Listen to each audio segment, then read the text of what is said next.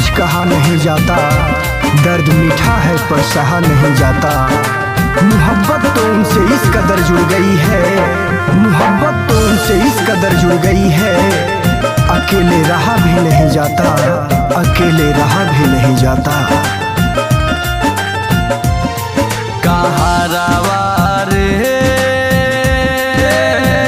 हे हे हे हे देर ना रे ना देर ना कहारावा रे रोकू डोलिया सुनाता यारवा के बोलिया। हमरे खातिर रोताटे, हमरे खातिर रोताटे, बैठी के अमावा के डलिया, बैठी के अमावा के डलिया।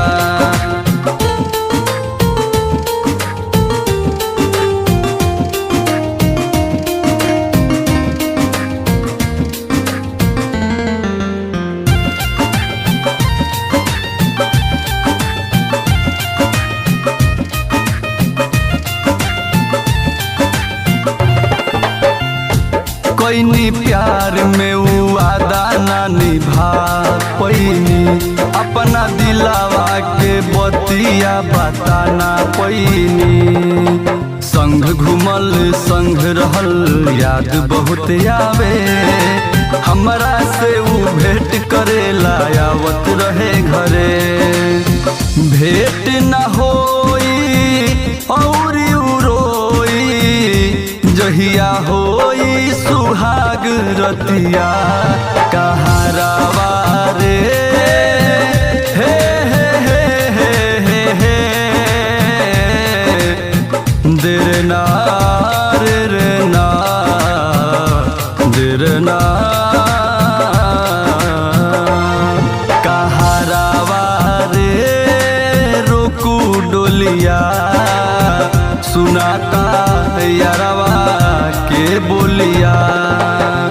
हमरे खातिर रोताटे, हमरे खातिर रोताटे, बैठी के अमावा के डलिया, बैठी के अमावा के डलिया।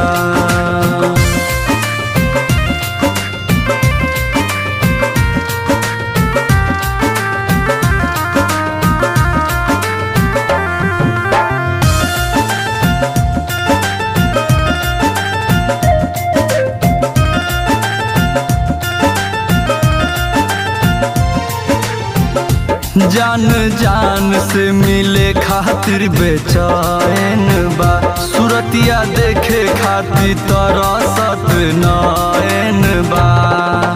ओकरा बिना निक न लागी जाके मोर उहाँ, शशि जी अहमद रोए गिरा गिरा रोआ। और नयनूप के कैसे भुलाई, याद जब आई बतिया। कहारावा रे हे हे हे हे हे देर ना रे ना देर ना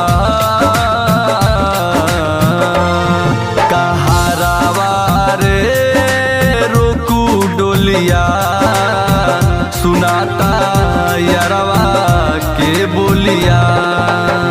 हमरे खातिर रोताटे, हमरे खातिर रोताटे, बैठी के अमावा के डलिया, बैठी के अमावा के डलिया।